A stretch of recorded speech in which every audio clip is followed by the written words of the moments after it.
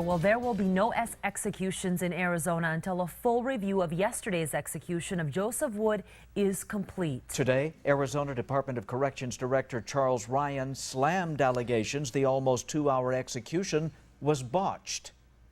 The 55-year-old inmate was injected at 1:57 p.m. and died at 3:49 p.m. During that time, witnesses say Wood was gasping for air. The DOC says he was snoring. Wood was convicted in the 1989 shooting death of his estranged girlfriend Deborah Dietz and her father Eugene at the family's Tucson automotive shop. 9 News 9's Corey Marshall was in Florence yesterday for the execution. She's live in the newsroom with the very latest. Corey. Guy and Stella, today Governor Jan Brewer requesting for a full review of that 2-hour execution. Right now, the issue at hand, the word of media witnesses versus the Arizona Department of Corrections. From the start, 55-year-old convicted killer Joseph Wood's execution was even more controversial than usual. The inmate, the first in Arizona to receive the 2-dose protocol, the new lethal injection linked to problematic executions in other states.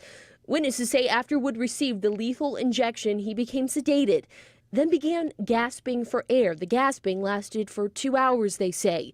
The Arizona Department of Corrections says review evidence so far shows nothing went wrong, citing the Pima County Medical Examiner's physical autopsy report, which concludes the IV was, quote, perfectly placed. Following Wood's execution, the surviving family of Deborah and Eugene Dietz, Wood's victims, rejected any idea their sister and father's killer suffered, siding with the ADC. I don't believe he was gasping for air. I don't believe he was suffering. Sounded to me as though he was snoring. Everybody's more worried about, did he suffer? Who really suffered was my dad and my sister when they were killed.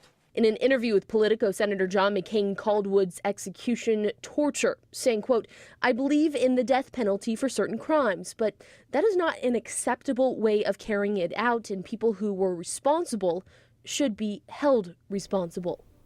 Now, the Arizona Department of Corrections says they are also awaiting toxicology reports as part of that full review. Live in the newsroom, Corey Marshall, KGUN-9 on your side.